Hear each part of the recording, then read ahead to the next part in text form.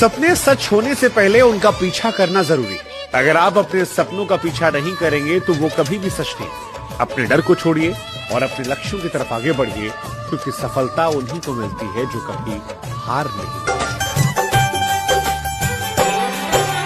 बस तुमको चल। हेलो डियर, आप क्लास 12 के विद्यार्थी और आप इस बार बोर्ड एग्जाम देने जा रहे हैं, तो ये क्लास आपके लिए बहुत ही ज्यादा इंपॉर्टेंट है। डियर, आपको बता दें कि इसमें पूरी बुक से 30 एमसीक्यू प्रश्नों को कलेक्ट किए हैं और इन 30 में से आपको एक टेस्ट के रूप में लगाना कि इन 30 में से खुद से कितने क्वेश्चन को सॉल्व कर पा रहे हैं। और इसमें उन क्वेश्चन को हम लोग इंक्लूड किए हैं जो आपके पेपर में बार बार पूछे जाते हैं, तो ये आपके पेपर के लिए भी इंपॉर्टेंट है एंड साथ साथ में आपको ये भी हो जाएगा कि आपका तैयारी का लेवल किस तरह का है ना। यहां से काफी आपको जो है ना नॉलेज इंप्रूव हो जाएंगे। तो इसीलिए इस क्लास को आपको स्किप नहीं करना, पूरी तरह से आपको एंड तक देखना है। एंड जो भी बच्चे आप लोग नए आ रहे हैं, सबसे पहले आप लोग को करना क्या है कि चैनल को आप लोग सबसे पहले सब्सक्राइब कर लेंगे एंड साथ साथ में अपने अपने फ्रेंड्स के ग्रुप वगैरह जहां भी है हर जगह आप लोग शेयर कर देंगे, ताकि इससे आपके दोस्त लोगों को हेल्प हो पाएंगे। ठीक है, तो डियर आप लोग ने है ना सब्सक्राइब कर लिए होंगे, मुझे उम्मीद है कि आप लोग सब्सक्राइब कर लिए होंगे। ठीक है, तो चलिए डियर स्टार्ट करते हैं। इस टेस्ट को देने के लिए तैयार हो जाइए, सभी बच्चे एकदम रेडी हो जाएंगे, है ना। तो चलिए डियर, आपके स्क्रीन पे पहला क्वेश्चन आ गया, देख पा रहे कि फर्स्ट क्वेश्चन क्या कहता है, इसमें ध्यान दीजिएगा।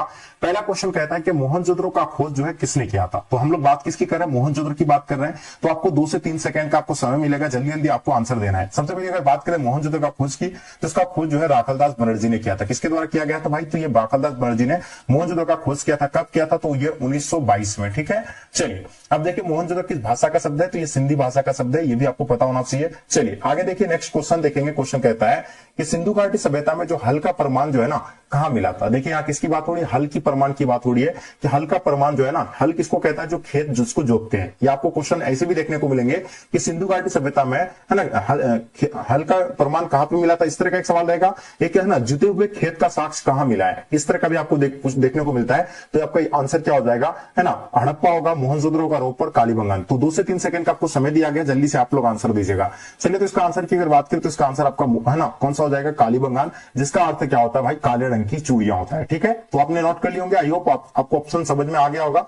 ऑप्शन इसका क्या हो जाएगा, डी राइट आंसर हो जाएंगे। चलिए क्वेश्चन देखिएगा, हड़प्पा टीले का उल्लेख सर्वप्रथम 1826 में किसने किया था। तो यहां बात किसकी हो रही है, हड़प्पा टीले की बात हो रही है। तो आपका पहला ऑप्शन दिया हुआ है Charles Masson, John Brenton, William Brenton and Sir John Marshall. तो हम लोग जानते हैं हड़प्पा टीले का सर्वप्रथम जो उल्लेख किसने किया था, जल्दी से बताइए। देखिए आपका समय समाप्त हो रहा। हम लोग जानते हैं कि चार्ल्स मैसन के द्वारा हड़प्पा टीले का उल्लेख किया गया था। कब किया गया था, तो याद रखिएगा 1826 में जो है चार्ल्स मैसन के द्वारा जो है ना किसका हड़प्पा टीले का उल्लेख किया गया था 1826 में। ठीक है, और हड़प्पा का खोज किसने किया था, तो याद रखिएगा दयाराम साहनी ने किया था। कौन किया था, दयाराम साहनी ने किया था। कब किया था, तो 1921 में किया था। सबसे पहले खोजा गया स्थल ही था, है ना, हड़प्पा ही था। चलिए आगे देखिए, क्वेश्चन कहता है, क्वेश्चन नंबर 4 नंबर देखेंगे डियर, क्या कहलाता है इसमें कि जीवक वेद किस वंश के काल में था।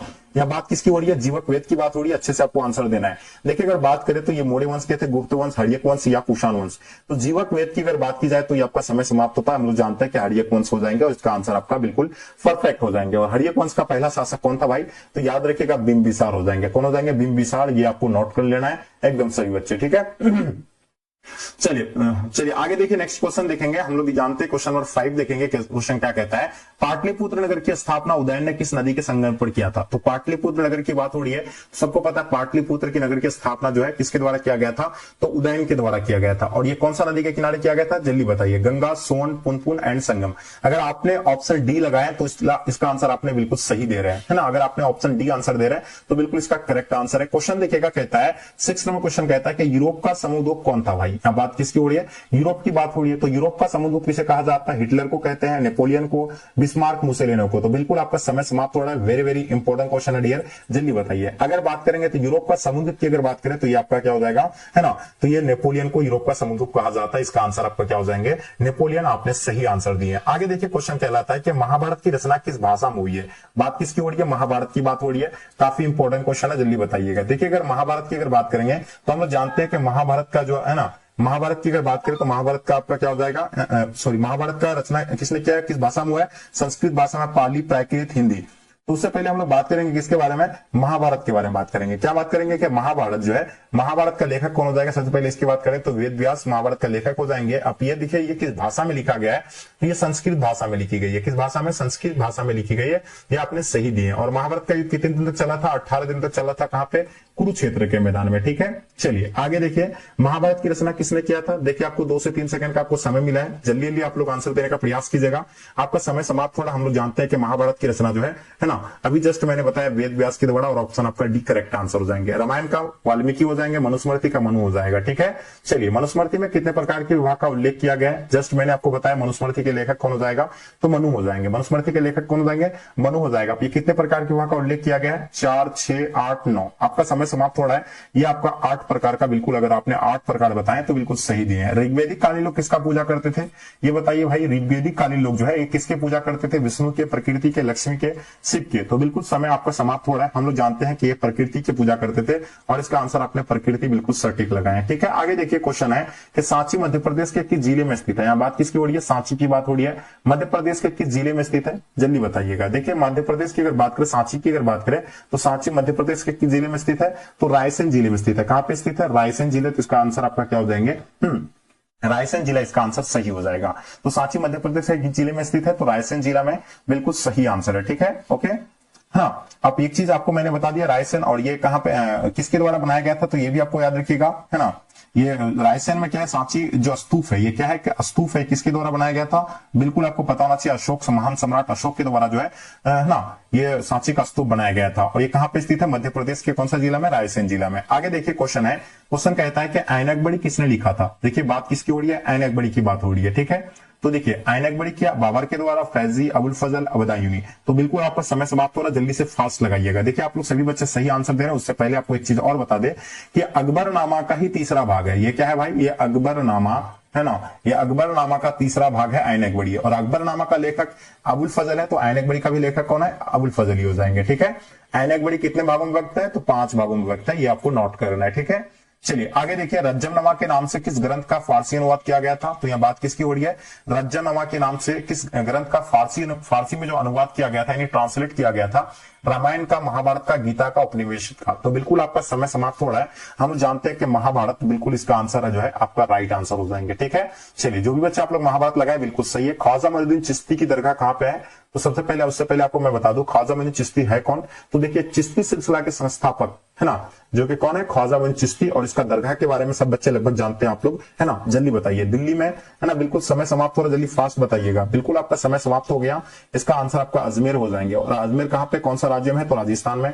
ये तो आप सभी को बिल्कुल पता होना चाहिए, राजस्थान में। ठीक है, आगे देखिए क्वेश्चन है, शंकराचार्य का मत के बारे में बताइएगा। देखिए शंकराचार्य का मत जो था वो क्या था, है ना, जल्दी बताइए। द्वैतवाद, अद्वैतवाद, भेदभाववाद, या है ना द्वैता, है ना, आपका क्या हो जाएगा, द्वैतादित्यवाद। तो देखिए आपका समय समाप्त हो रहा, औदित्यवाद हो जाएंगे। आपने आंसर क्या लगा है, औदित्यवाद, यानी बिल्कुल सटीक आंसर है। आगे देखिए क्वेश्चन कहता है कि निजामुद्दीन औलिया किस सूफी सिलसिले से संबंधित है। तो देखिए निजामुद्दीन औलिया की बात हो रही है, तो इसका दरगाह कहां पे, निजामुद्दीन औलिया का हम लोग जानते हैं कि दिल्ली में। इसका दरगाह कहां पे है, दिल्ली में। अब ये किस सूफी सिलसिले से संबंधित है, तो याद रखिएगा ये चिश्ती सिलसिले से संबंधित हो जाएगा। इसका आंसर आपका क्या हो जाएंगे, चिश्ती, बिल्कुल परफेक्ट आंसर हो जाएंगे। ठीक है, चलिए आगे देखिए, वल्लभाचार्य का जन्म हुआ था, है ना। किसकी बात हो रही है, वल्लभाचार्य की बात हो रही है। वल्लभाचार्य का जन्म के बारे में आपको बताना है, आगरा में, बंगलौर, वाराणसी या सिंगापुर में। तो हम लोग जानते हैं वल्लभाचार्य का जन्म जो है कहां पे, वाराणसी में हुआ था। बिल्कुल आप लोग ने सटीक आंसर, अगर आपने सी लगाए तो बिल्कुल सही आंसर है। ठीक है, चलिए आगे देखिए, मध्ययुगीन यात्रियों का सरताज किसे कहा जाता है। बात किसकी हो रही है, मध्ययुगीन यात्रियों का सरताज की बात हो रही है। जल्दी से बताएंगे, तेजी से, क्या हो जाएगा। वेरी वेरी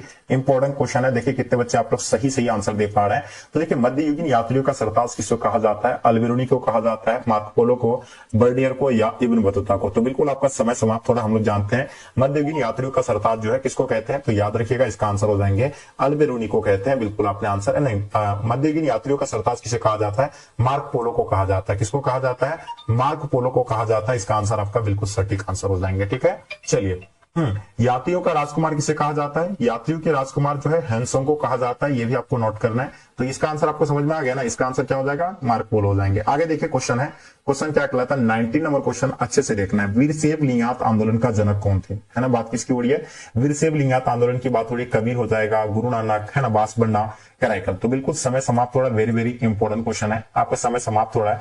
हम लोग जानते हैं कि बांस बनना, आपका आंसर क्या हो जाएंगे, बांस बनना बिल्कुल सही आंसर है। ठीक है, आगे देखिए क्वेश्चन कहता है कि किस सिख गुरु का जन्म जो है पटना सिटी में हुआ था। यह बात किसकी हो रही है, पटना सिटी की बात हो रही है। गुरु अर्जुन का हो जाएगा, गुरु तेग बहादुर हो जाएगा, गुरु गोविंद सिंह या आपका गुरु अमरदास हो जाएंगे। तो देखिए यहाँ किस सिख गुरु का जन्म पटना सिटी में हुआ था, है ना। देखिए पटना सिटी की बात हो रही है तो हम लोग जानते हैं कि किसका हुआ था, आपका समय समाप्त हो रहा है। गुरु गोविंद सिंह का जन्म जो है पटना में हुआ था, जो सिख धर्म के संस्थापक है। कौन, गुरु गोविंद सिंह। ठीक है, तो आपने आंसर क्या लगाया, बिल्कुल सही दिया। भारत आने वाले प्रथम यूरोपियन कौन था, तो भारत आने वाले जो प्रथम यूरोपियन थे, पुर्तगाली थे, ब्रिटिश थे, डच थे, फ्रांसिस थे। तो देखिए आपको फास्ट जल्दी सही आंसर लगाना है। देखिए हम लोग जानते हैं कि अपना भारत में सबसे पहले जो आया था पुर्तगाली, वो कौन आया था भाई, पुर्तगाली आए थे, है ना। कौन आए थे, पुर्तगाली आए थे। और कब आए थे, तो याद रखिएगा 1498 को, है ना। कौन आया था भाई, वास्को डी गामा आया था, केरल कालीकट, है ना, कालीकट केरल में आया था। कालीकट बंदरगाह जो कि केरल में पड़ता है, वहां पे आया था कब, 1498 को। आगे देखिए क्वेश्चन है कि ईस्ट इंडिया कंपनी की स्थापना कब हुई थी, है ना। बात किसकी हो रही है, ईस्ट इंडिया कंपनी की बात हो रही है। जल्दी से बताइएगा, काफी इंपॉर्टेंट क्वेश्चन है। देखिए आप लोग का समय समाप्त हो रहा, हम लोग जानते हैं ईस्ट इंडिया कंपनी की स्थापना की अगर बात करें तो ये बंगाल में स्थापित किया गया था 1600 ईस्वी, 1665, 1610, 1615। तो बिल्कुल समय समाप्त हो रहा है, इसका आंसर आपका क्या हो जाएंगे, 1600 में बिल्कुल परफेक्ट आंसर है। ठीक है, आगे देखिए क्वेश्चन कहलाता है संथाल विद्रोह का नेता कौन था। यह बात किसकी हो रही है, संथाल विद्रोह की बात हो रही है। ठीक है, जल्दी बताइएगा, संथाल विद्रोह की बात हो रही है, जल्दी से तेजी से आंसर लगाना है। तो बिल्कुल आपका समय समाप्त हो रहा, हम लोग जानते हैं संथाल विद्रोह कब हुआ था भाई, तो ये 1855 से लेकर के, है ना, 1855 से लेकर के 56 है ना, ये इसके बीच में हुआ था। और ये देखिए इसका नेता की अगर बात करें तो सिद्धू और कन्हू दोनों भाई थे इसका नेता। ठीक है, तो आपका समय समाप्त हो रहा, अगर आपने ए लगाए तो बिल्कुल सही है ना। चलिए, उलगुलान विद्रोह का नेता कौन था, यह बात किसकी हो रही है, उलगुलान विद्रोह की बात हो रही है। जल्दी से फास्ट लगाइएगा, उलगुलान विद्रोह का नेता कौन हो जाएंगे। देखिए हम लोग जानते हैं कि सिद्धू हो जाएगा, चित्तर सिंह हो जाएंगे, गोमधर कुंवर सिंह हो जाएंगे, या बिरसा मुंडा हो जाएगा। तो उलगुलान विद्रोह का नेता हम लोग जानते हैं कि उलगुलान विद्रोह का नेता कौन हो जाएगा।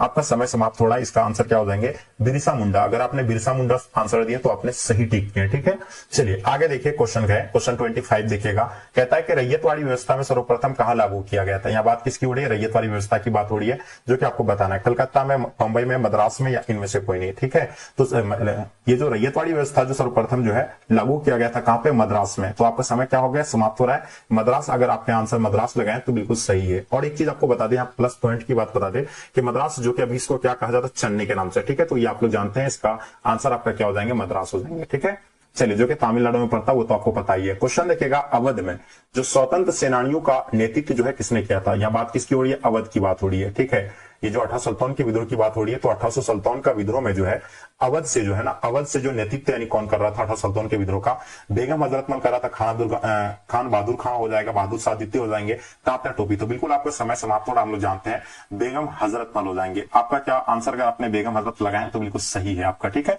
देखिए बेगम हजरतमल कहां से था, तो ये याद रखिएगा लखनऊ से भी थी, है ना, कहां से, लखनऊ से भी हो जाएंगे, एंड कहां से अवध से भी थे। ठीक है, तो इसका आंसर आपका क्या हो जाएगा, तो आपने क्या टिक करे, बेगम हजरतमल, इसका आंसर आपने सही लगाए। ठीक है, चलिए, तो लखनऊ से भी कौन हो जाएंगे, तो बेगम हजरतमल हो जाएंगे, और अवध से भी कौन हो जाएंगे, बेगम हजरतमल हो जाएंगे। अब देखिए झांसी की रानी लक्ष्मीबाई का युद्ध करते हुए कहां मारी गई थी। तो झांसी की जो रानी थी, है ना, रानी लक्ष्मीबाई, युद्ध करते हुए कहां मारी गई थी, इनके बारे में बताइए। झांसी में, कालपी में, ग्वालियर में, इंदौर में। तो देखिए झांसी की रानी, अंत में आपको रानी लक्ष्मीबाई की बात हो रही है, झांसी की रानी, तो उसका जो है ना युद्ध करते हुए कहां पे, ग्वालियर में। ग्वालियर जो कि कहां पे पड़ता है, मध्य प्रदेश में पड़ता है ना, कहां पे पड़ता है, मध्य प्रदेश में पड़ता है ना। और ये जो है लक्ष्मीबाई का युद्ध करते हुए वहां पे, वहीं जो इसका है क्या, मारी गई थी। और उसी का समाधि स्थल जो है वहीं पे बना हुआ है, कहां पे है, ग्वालियर में है समाधि स्थल किसका, झांसी की रानी लक्ष्मीबाई का। ठीक है, तो याद रखिएगा, इसका आंसर आपका क्या हो जाएंगे, सी करेक्ट आंसर। अगर आपने सी लगाया तो बिल्कुल सटीक आंसर इसका। ठीक है, चलिए अब देखिए डियर, आगे हम लोग नेक्स्ट क्वेश्चन देखेंगे। क्वेश्चन क्या कहलाता है, गेटवे ऑफ इंडिया का निर्माण कब हुआ था। यह बात किसकी हो रही है, गेट ऑफ इंडिया की बात हो रही है, जो कि हम लोग जानते हैं गेट ऑफ इंडिया, है ना। गेट ऑफ इंडिया कहां पे है, तो सबसे पहले अगर बता दें तो गेट ऑफ इंडिया की, तो ये कहां पे है, मुंबई में। कहां पे है, मुंबई में। गेट ऑफ इंडिया कहां पे है, मुंबई में। अब देखिए इसका निर्माण कब हुआ, 1910, 1912, 1911, 1914। बिल्कुल समय आपका समाप्त हो रहा है, जल्दी से बताइएगा। देखिए हम लोग जानते हैं अगर गेट ऑफ इंडिया की अगर बात करें तो इसका आंसर आपका क्या हो जाएगा, 1911 को गेट ऑफ इंडिया बनाए। ठीक है, तो आपने क्या लगाया, 1911 कर दिया, तो आंसर आपका सही है। ठीक है, चलिए बहुत बढ़िया, ओके। अब देखिए नेक्स्ट क्वेश्चन देखेंगे। क्वेश्चन कहता है कि महात्मा गांधी द्वारा शुरू किया गया पहला जन आंदोलन कौन सा था। ठीक है, जल्दी बताइएगा, समय आपका समाप्त हो रहा है। देखिए महात्मा गांधी की अगर बात करेंगे तो महात्मा गांधी के द्वारा जो पहला जो आंदोलन था उसका, तो उसका पहला आंदोलन नील आंदोलन था। जबकि यहां आपसे क्या पूछा गया, जन आंदोलन के बारे में पूछे गए, है ना। देखिए यहाँ नील आंदोलन चंपारण सत्याग्रह से शुरू हुआ था, कब? 1917 को शुरू हुआ था, जो कि आपको पता है। अब देखिए जन आंदोलन की अगर बात करें तो पहला जन आंदोलन उसका था 1920 में, जो कि कौन सा आंदोलन हुआ था? ये असहयोग आंदोलन हुआ था, है ना। यानी विदेशी चीजों का बहिष्कार करो, स्वदेशी अपना विदेशी हटाओ, ठीक है। उसका बाद भारत छोड़ो आंदोलन, ये कब हुआ था? तो 1942 को, ये भी महात्मा गांधी के द्वारा चलाया गया था। नमक कानून, जिसको हम लोग क्या कहते हैं सविनय आंदोलन, ये भी कब चलाया गया था? 1930 को चलाया गया था, ठीक है। तो ये सभी जो है किसके द्वारा शुरू किया गया था? महात्मा गांधी के द्वारा ही शुरू किया गया था, ठीक है।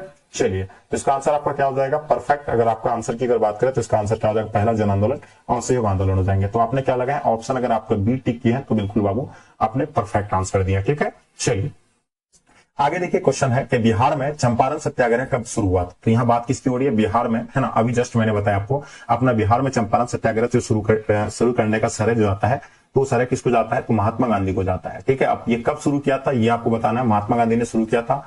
अब देखिए ये कब किया था, तो ये आपको बिल्कुल डेफिनेटली पता है ना। हम लोग जानते हैं 1915, 1905, 1912, 1917, 1925, तो बिल्कुल आपका समय समाप्त हो रहा है। हम लोग जानते हैं ये 1917 में, ठीक है। कब? 1917 में। तो इसका आंसर आपका क्या हो जाएंगे? 1917 बिल्कुल सही आंसर है, ठीक है। तो चलिए, तो ये कहां पे आया था? किसके आग्रह पर आया था? तो एक किसान थे राजकुमार शुक्ल नाम का, ठीक है। राजकुमार, है ना, राजकुमार शुक्ल नाम के किसान थे और उसके आग्रह पर महात्मा गांधी अपना बिहार के चंपारण में पहुंचा था। कब? 1917 में। तो ठीक है, आपने सही आंसर दिया। अगर आपने 1917 लगाए तो बिल्कुल सही आंसर है, ठीक है डियर। तो आई होप, मुझे लगता है कि आप लोग ने सही आप लोग आंसर दे पाएंगे। अगर आप लोग कमेंट करके बताइए कि आपको मैंने 30 क्वेश्चन, कितना क्वेश्चन दिया था? 30 क्वेश्चन दिया था। इस 30 क्वेश्चन में से खुद से कितने क्वेश्चन को सॉल्व कर पाए, ये कमेंट करके आप लोग जरूर बताइएगा। और इसको ज्यादा से आप लोग अपने दोस्तों के साथ प्लीज आप लोग शेयर करेंगे, क्योंकि आपके लिए इतना मेहनत कर रहे हैं तो ये आपकी रिस्पॉन्सिबिलिटी है। तो प्लीज ज्यादा से ज्यादा शेयर करेंगे। और जो बच्चे आप लोग नए आ रहे हैं, सबसे पहले आप लोग चैनल को सब्सक्राइब कर ले, ठीक है। चैनल को क्या करेंगे? सब्सक्राइब कर लेगा और शेयर कीजिए। और अपने दोस्त को भी ये टेस्ट करने के लिए टेस्ट दीजिए, कि अपने दोस्तों को भी बोले कि आप भी टेस्ट लगाइए, आप कितने क्वेश्चन को सोल्व कर पा रहे हैं, है ना। मैंने तो बोले 30 में 30 कर दिया, आप कितने क्वेश्चन को सोल्व कर पा रहे हैं, ठीक है। ये सबसे बड़ा चैलेंजिंग क्लास था आप लोग के लिए और बहुत अच्छे से आई होप, मुझे लगता है कि आप लोग टेस्ट देते होंगे, ठीक है। तो यहीं तक इस क्लास को एंड करते हैं, फिर मिलते हैं अगले क्लास में। जब तक के लिए जय हिंद, जय भारत।